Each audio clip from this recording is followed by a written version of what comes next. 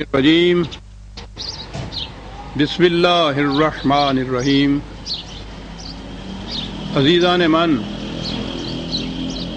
آج اکتوبر 1982 کی 8 تاریخ ہے۔ درس قرآن کریم کا آغاز سورہ النجم سے ہونا ہے، لیکن میں نے جیسا کہ پچھلے درس میں عرض کیا تھا،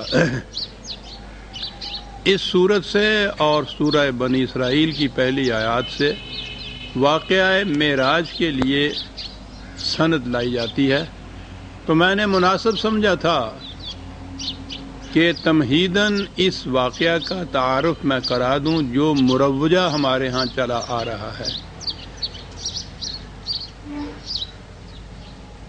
اس واقعہ کو 2 مراحل میں تقسیم کیا جاتا ہے۔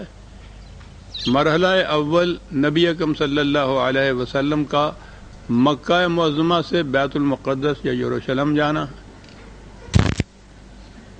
اور مرحلہ دوم وہاں سے آسمانوں کی سیر کرتے ہوئے بارگاہ خداوندی میں پہنچنا اور وہاں خدا کے ساتھ ہم کلام ہونا، یعنی عرش عظیم پہ پہنچنا خدا کی ملاقات کے لیے۔ یہ دوسرا مرحلہ تھا۔ پہلے مرحلے کا ذکر سابقہ درس میں آ گیا تھا۔ میں نے عرض کیا تھا کہ اس تفصیل کے لیے متقدمین کی تفسیروں میں جانے کی بجائے خود ہمارے دور کے یہ جو مفسر گزرے ہیں، حال ہی میں جو ان کا انتقال ہوا، سید ابوالعلا مودودی صاحب، تو انہوں نے جو سرگزشت پیش کی ہے وہ مبنی ہے روایات پر ہی، تفاسیر پر ہی، لیکن میں نے انہی کی زبان میں اسے پیش کرنا زیادہ مناسب سمجھا تھا۔ پہلا مرحلہ پیش کر لیا تھا میں نے، اس کے بعد یعنی حضور وہاں تشریف لے گئے بیت المقدس میں انبیاء کرام نے آپ کی امامت میں اقتداء میں نماز ادا کی، اور اس کے بعد ایک سیڑھی آپ کے سامنے پیش کی گئی اور جبریل اس کے ذریعے سے آپ کو آسمان کی طرف لے چلے۔ عربی زبان میں سیڑھی کو معراج کہتے ہیں، اور اسی مناسبت سے یہ سارا واقعہ معراج کے نام سے مشہور ہے۔ تو اب یہ دوسرا مرحلہ شروع ہوا۔ اس سیڑھی کے ذریعے جبریل حضور کو آسمانوں کی طرف لے گئے۔ تفصیل اس کی ذرا طویل ہے، لیکن چونکہ یہ موضوع سامنے آ گیا ہے تو میں سمجھتا ہوں کہ وہ تفصیل بھی اس سلسلے میں مناسب رہے گا کہ وہ بھی آپ کے سامنے آ جائے، وہ بھی متعلق ہے اس سے۔ پہلے آسمان پر پہنچے تو دروازہ بند تھا، یہ تفصیل دی ہوئی ہے مودودی صاحب نے۔ محافظ فرشتوں نے پوچھا کون آتا ہے؟ جبریل نے اپنا نام بتایا، پوچھا تمہارے ساتھ کون ہے؟ جبریل نے کہا محمد صلی اللہ علیہ وسلم۔ پوچھا کیا انہیں بلایا گیا ہے؟ کہا ہاں۔ تب دروازہ کھلا، یعنی آسمان کا دروازہ جو بند تھا اس کے بعد پھر دروازہ کھلا اور آپ کا پرتپاک خیر مقدم کیا گیا۔ یہاں آپ کا تعارف فرشتوں اور انسانی ارواح کی ان بڑی بڑی شخصیتوں سے ہوا جو اس مرحلہ پر مقیم تھیں۔ ان میں نمایاں شخصیت ایک ایسے بزرگ کی تھی جو انسانی بناوٹ کا مکمل نمونہ تھے، چہرے مہرے اور جسم کی ساخت میں کسی پہلو سے کوئی نقص نہ تھا یعنی وہ جسمانی شکل کے اندر، جسمانی پیکر میں وہاں موجود تھے، اسی لیے کہا نا کہ چہرے مہرے اور جسم کی ساخت میں کسی پہلو سے کوئی نقص نہ تھا۔ جبریل نے بتایا کہ یہ آدم ہیں، آپ کے مہر سے اعلیٰ۔ ان بزرگ کے دائیں بائیں بہت لوگ تھے، وہ دائیں جانب دیکھتے تو خوش ہوتے اور بائیں جانب دیکھتے تو روتے۔ پوچھا یہ کیا ماجرا ہے؟ بتایا گیا کہ یہ نسل آدم ہے۔ آدم اپنی اولاد کے نیک لوگوں کو دیکھ کر خوش ہوتے ہیں اور برے لوگوں کو دیکھ کر روتے ہیں۔ پھر آپ کو تفصیلی مشاہدہ کا موقع دیا گیا۔ ایک جگہ آپ نے دیکھا کہ کچھ لوگ کھیتی کاٹ رہے ہیں، اور جتنی کاٹتے جاتے ہیں اتنی ہی وہ بڑھتی جاتی ہے۔ پوچھا یہ کون ہیں؟ کہا گیا کہ یہ خدا کی راہ میں جہاد کرنے والے ہیں۔ میں اتنا عرض کر دوں کہ یہ انہوں نے ریڈیو پہ تقریر کی تھی، پھر اس کے بعد اپنے ہاں اپنے پرچے میں جاری کیا تھا۔ وہ گویا ریڈیو پہ معراج کی یہ تفصیل بتائی گئی تھی۔ پھر دیکھا کہ کچھ لوگ ہیں جن کے سر پتھروں سے کچلے جا رہے ہیں۔ پوچھا یہ کون ہیں؟ کہا گیا کہ یہ وہ لوگ ہیں جن کی سرگرانی انہیں نماز کے لیے اٹھنے نہیں دیتی تھی۔ کچھ اور لوگ دیکھے جن کے کپڑوں میں آگے اور پیچھے پیوند لگے ہوئے تھے اور وہ جانوروں کی طرح گھاس چر رہے تھے۔ پوچھا یہ کون ہیں؟ کہا گیا یہ وہ ہیں جو اپنے مال میں سے زکوٰۃ خیرات کچھ نہیں دیتے۔ پھر ایک شخص کو دیکھا کہ لکڑیوں کا گٹھا جمع کر کے اٹھانے کی کوشش کرتا ہے، اور جب وہ نہیں اٹھتا تو اس میں کچھ اور لکڑیاں بڑھا لیتا ہے۔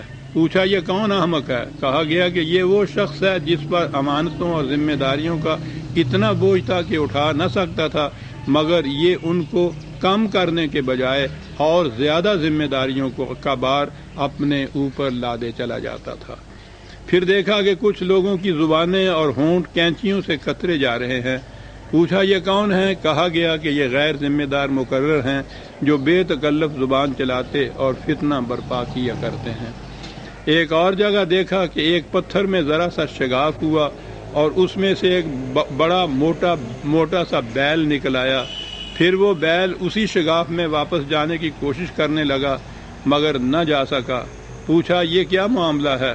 کہا گیا کہ یہ اس شخص کی مثال ہے جو غیر ذمہ داری کے ساتھ ایک فتنہ انگیز بات کرتا ہے، پھر نادم ہو کر اس کی تلافی کرنا چاہتا ہے مگر نہیں کر سکتا۔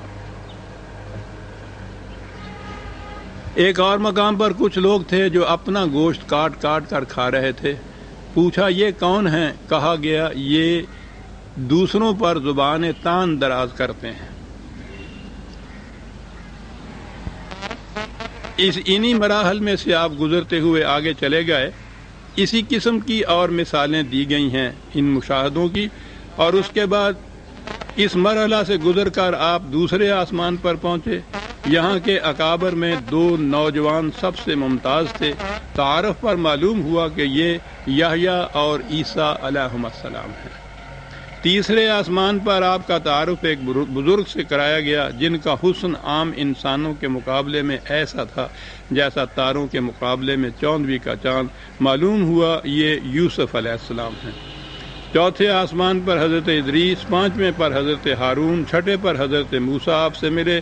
ساتویں آسمان پر پہنچے تو ایک عظیم الشان محل بیت المعمور دیکھا جہاں بے شمار فرشتے آتے اور جاتے تھے۔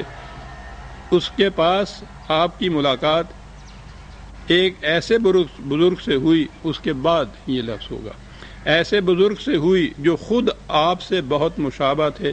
تعارف پر معلوم ہوا کہ حضرت ابراہیم علیہ السلام ہیں۔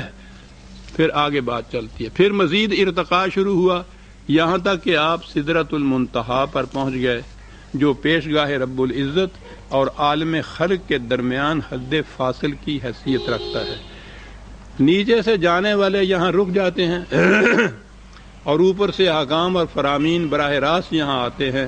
اسی مقام کے قریب آپ کو جنت کا مشاہدہ کرایا گیا اور آپ نے دیکھا کہ اللہ نے اپنے صالح بندوں کے لیے وہ کچھ مہیا کر رکھا ہے جو نہ کسی آنکھ نے دیکھا، نہ کسی کان نے سنا، نہ کسی کی ذہن میں اس کا تصور تک خاص ہوگا۔ سدرۃ المنتہا پر جبریل ٹھہر گئے اور آپ تنہا آگے بڑھے۔